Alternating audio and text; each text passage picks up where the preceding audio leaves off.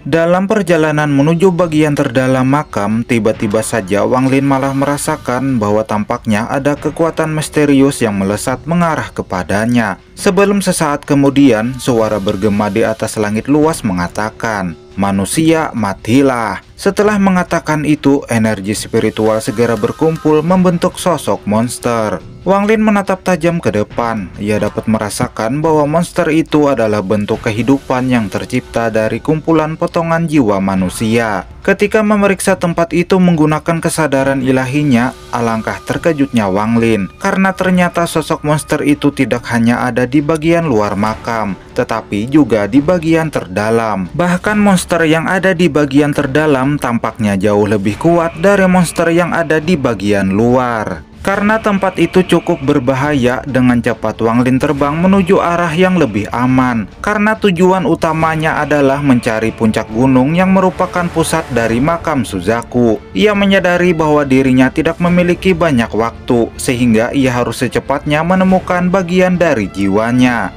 Wang Lin mengeluarkan token giok yang diberikan oleh si Tunan kepadanya. Ia berpikir jika kristal planet kultivasi hancur, maka ia akan menggunakan metode yang tertulis di dalam gioknya. Hal ini karena kristal planet kultivasi adalah sebuah benda yang memiliki kekuatan misterius. Benda ini diberikan oleh aliansi kultivasi kepada negara peringkat 6. Tetapi karena sebelumnya kristal planet kultivasi disegel oleh si Tunan, sehingga tidak ada satupun Suzaku setelahnya dapat mengambil bagian jiwa mereka dari kristal planet kultivasi, meskipun mereka semua berada di tahap ascendan. Wang Lin terbang sembari menyebarkan kesadaran ilahinya, namun ia tidak bisa bergerak dengan cepat karena retakan spasial mulai bermunculan. Hal ini disebabkan oleh inti kristal planet kultivasi yang ada pada Zukuizi sudah mulai retak sepenuhnya.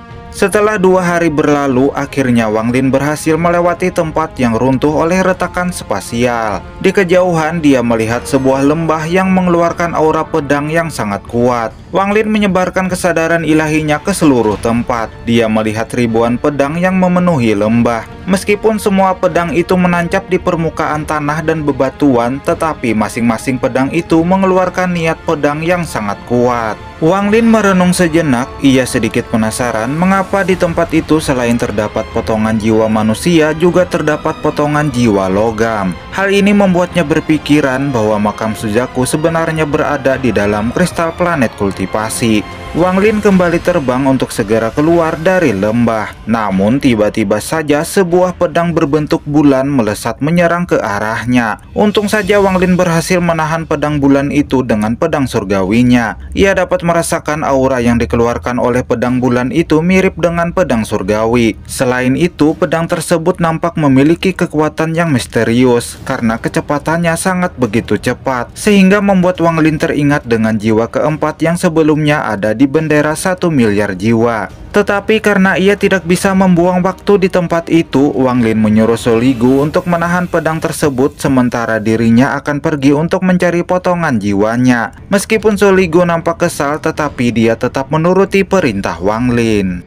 Singkat waktu, Wang Lin telah sampai di sebuah lembah yang berada di antara 2 gunung, tetapi bukan gunung Cap Enak. Ia bergerak dengan berhati-hati dan terus memperhatikan sekelilingnya. Lalu ketika memperhatikan dinding lembah yang basah, Wang Lin menyadari sebuah bahaya sehingga membuatnya mundur beberapa langkah. Ia segera menunjuk ke dinding lembah untuk memeriksa sesuatu yang tersembunyi di sana. Lalu tiba-tiba muncul tetesan air yang tak terhitung jumlahnya. Di dalam setiap tetesan ini terdapat potongan jiwa manusia. Tetesan air itu segera bergabung menjadi bentuk seorang gadis. Ia menatap Wang Lin dan berkata, "Kamu tidak bisa masuk ke dalam." Wang Lin perlahan mundur. Ia menyadari bahwa jenis kehidupan yang tercipta oleh air sangat sulit untuk dihadapi. Ia segera berbalik dan terbang menjauh.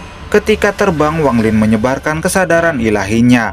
Di kedalaman lembah, ia melihat seseorang yang dia kenal sedang bertarung dengan sosok gadis yang terbuat dari tetesan air. Orang itu adalah lelaki tua yang berasal dari klan Tato. Namun kali ini Wang Lin dapat merasakan perasaan yang akrab berasal dari tubuh gadis itu. Wang Lin nampak penasaran mengapa gadis itu memberinya perasaan yang akrab, padahal dirinya tidak memiliki akar roh air. Lalu tiba-tiba Wang Lin merasakan sakit di hatinya, seolah-olah ada sepotong jiwa yang memanggilnya untuk meminta bantuan. Hal ini membuatnya langsung teringat dengan Limuan, gadis yang ia cintai. Karena jiwa Limuan berada di dalam manik penentang surga, maka secara tidak langsung akan memberinya kemampuan untuk merasakan potongan jiwa milik Limuan. Tanpa banyak basa-basi, Wang Lin mengeluarkan bendera jiwa dan melepaskan semua fragmen jiwa. Ia membentuk segel di tangannya sehingga hanya dalam sekejap mata semua fragmen jiwa menghilang dan menyisakan 6 jiwa utama dengan kekuatan tahap akhir transformasi jiwa. 6 jiwa utama segera mengelilingi sosok gadis itu. Wang Lin menatapnya dengan dingin dan berkata, "Hancurkan!" Hanya dalam sekejap mata, potongan jiwa yang membentuk tubuh gadis itu segera runtuh dan tersebar. Wang Lin dengan cepat membentuk segel pembatasan yang tak terhitung jumlahnya untuk menyegel masing-masing potongan jiwa tersebut. Namun ketika Wang Lin dan 6 jiwa utama bergerak, tiba-tiba saja seluruh lembah bergetar. Retakan spasial yang tak terhitung jumlahnya muncul di langit. Wang Lin bergerak dengan cepat untuk memeriksa setiap tetesan air itu.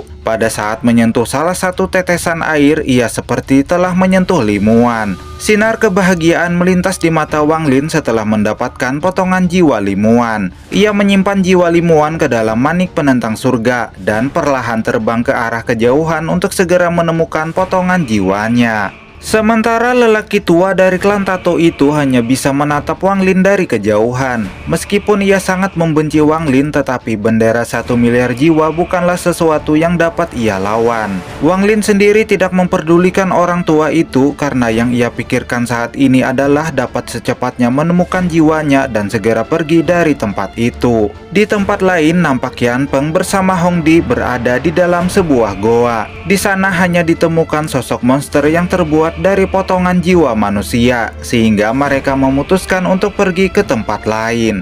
Saat sedang terbang, Qian Peng menyuruh Hong Di untuk menyerang dan menghabisi Zheng Niu jika bertemu dengannya. Singkat waktu, ketika Wang Lin sedang terbang, dia dikejutkan oleh kemunculan seorang gadis bergaun merah. Tatapan gadis itu nampak kosong dan penuh kesepian. Wang Lin menatapnya dan berkata, "Hong Di." Setelahnya, Wang Lin segera memperhatikan sekelilingnya. Karena jika ada Hong Di berada di sana, maka Qian Peng pasti berada di sekitarnya. Hong Di segera menghilang dari tempatnya dan muncul lebih dekat. Wang Lin nampak terkejut, meskipun Hong Di masih tetap cantik dan bertombal badak jombo, tetapi gadis itu tidak lagi terlihat seperti putri surga yang sombong. Mengetahui bahwa gadis yang pernah ia lawan dulu menjadi seperti ini membuat Wang Lin hanya bisa menghela napas. Meskipun mereka pernah bertarung, tetapi Wang Lin tetap menghormati Hong Di sebagai lawannya. Tiba-tiba terdengar suara Qian Peng dari kekosongan. "Zheng Niu, aku tidak memiliki waktu untuk berurusan denganmu. Karena kamu menemukan tempat ini, kita akan bertemu di Gunung Roh." "Hong Di, bukankah kamu ingin bertarung dengan Zheng Niu? Hari ini aku akan memberimu kesempatan untuk menghabisinya." Wang Lin menatap ke salah satu puncak gunung. Nampak sebuah kabut hitam melesat dengan cepat menuju sebuah gunung yang memiliki puncak paling tinggi. Wang Lin sempat berpikir jika makam Suzaku sebenarnya adalah kristal planet kultivasi, maka seharusnya Gunung Roh itu tidak ada. Sehingga ia yang awalnya ingin mengejar Qian Peng tidak jadi melakukannya. Sementara itu, tatapan Hong Di yang sebelumnya kosong kini digantikan oleh keinginan untuk bertarung. Aura yang kuat segera menyebar dari tubuhnya. Ia segera melambaikan cambuk jiwa ke arah Wang Lin. Wang Lin mundur beberapa langkah dan mengeluarkan bendera pembatasan. Ia segera mengibaskan bendera sehingga menciptakan formasi yang tak terhitung jumlahnya, membentuk sebuah perisai di hadapannya. Ketika serangan cambuk menghantam lapisan perisai, menciptakan gemuruh ledakan yang menggema ke segala arah. Wang Lin mengeluarkan sebuah tombak dari bendera pembatasan, sehingga pertarungan sengit pun terjadi. Mereka berdua saling bertukar serangan. Namun, karena tombak itu tidak cukup kuat untuk menahan serangan cambuk jiwa milik Hong Di, Wang Lin mengeluarkan pedang surgawinya. Setelah mengeluarkan pedangnya, perbaku hantaman pun kembali berlanjut. Meskipun tubuhnya terkena banyak serangan, Hong Di tetap memberikan perlawanan untuk terus bertarung layaknya sosok boneka yang tidak bisa merasakan sakit pada tubuhnya. Pertukaran serangan itu berhenti ketika Hongdi mendekat dan suara samar terdengar dari bibir indahnya. "Bunuh aku." Hati Wang Lin bergetar ketika mendengar suara Hongdi barusan. Meskipun Hongdi menjadi boneka Qian Peng, tetapi dia tidak kehilangan semua kesadarannya. Masih ada sepotong kesadarannya yang masih disembunyikan. Suara Hongdi kembali terdengar. "Cepat bunuh aku. Aku lebih baik mati daripada menjadi boneka orang lain." Wang Lin menatap Hongdi dan perlahan mengangguk. Dia menyentuh dahinya dan kapak raksasa muncul di tangannya. Ketika kapak itu muncul, langit berubah menjadi gelap, awan mulai berkumpul membawa kilatan petir yang menyambar ke segala arah. Sebuah bunga nampak keluar dari dahi Hongdi. Ketika bunga itu terbuka, kabut merah segera keluar dari dalamnya membentuk sosok yang tampak seperti Hongdi. Sosok itu mengandung rasa bangga yang kuat. Dia persis sama dengan Hongdi yang diingat oleh Wang Lin. Suara Hongdi kembali terdengar. "Zheng Nio, lakukan sekarang."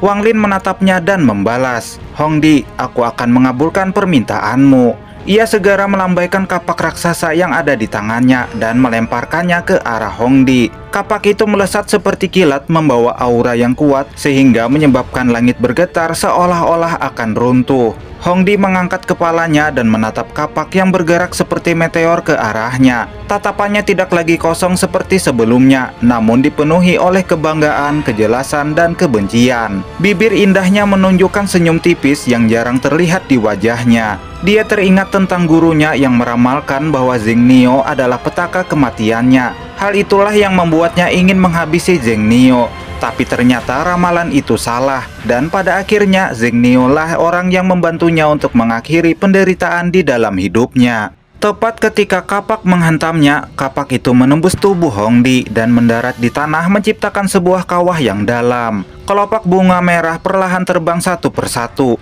Darah segar mengalir dari sudut bibirnya yang indah dan tatapannya mulai redup. Sebelum meninggal, Hongdi berkata, "Wang Lin, nanti akan muncul sebuah taman mawar biru yang akan mekar di wilayah utara. Itu adalah hadiahku untukmu. Wang Lin, tolong bantu aku menghabisi Qian Peng." Dia menutup matanya dan tubuhnya meledak menjadi kabut merah. Wang Lin merenung sejenak dan menatap ke kejauhan setelah menerima pesan terakhir Hongdi. Hongdi meninggalkan sepotong batu giok dan cambuk jiwa. Wang Lin segera mengambil kedua harta itu dan menyimpannya. Batu giok itu berisi informasi tentang domain milik Qian Peng, yaitu domain keinginan yang tidak ada habisnya. Dia melahap domain orang lain untuk mendapatkan pemahaman berbeda, sampai dia bisa menyempurnakan domainnya sendiri.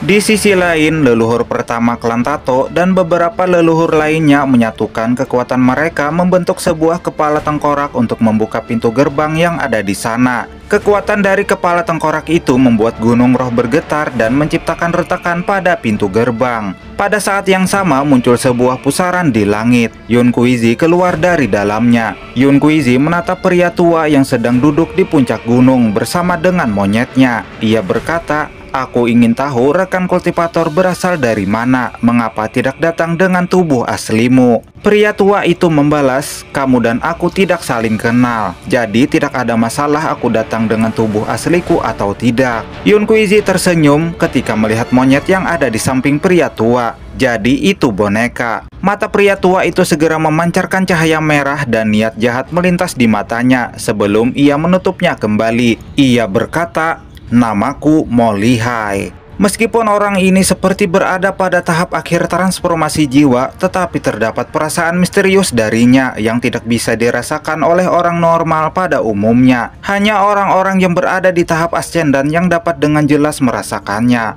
Yun Kuizi menyadari bahwa sepertinya orang ini bukan berasal dari planet Suzaku. Namun tatapannya berpindah ke pintu raksasa yang ada di depan. Dia sedikit penasaran karena selama perjalanan menuju Gunung Roh itu situasinya sangat berbeda dengan apa yang diceritakan oleh Suzaku sebelumnya. Tetapi Gunung Roh itu persis sama dengan apa yang dikatakan Suzaku sebelumnya. Pintu besar itu adalah satu-satunya jalan menuju makam Suzaku pertama dan kristal planet kultivasi berada di sana. Namun pintu besar itu tidak akan mungkin bisa dibuka tanpa inti kristal planet kultivasi. Lalu ia dikejutkan oleh kemunculan Qian Peng. Setelahnya muncul beberapa orang dan 2 di antara mereka adalah dukun 8 daun. Sebuah getaran kembali terjadi sehingga membuat lebih banyak retakan muncul pada permukaan pintu. Getaran itu tampaknya lebih kuat dari sebelumnya. Bahkan lebih banyak retakan celah spasial muncul di sana.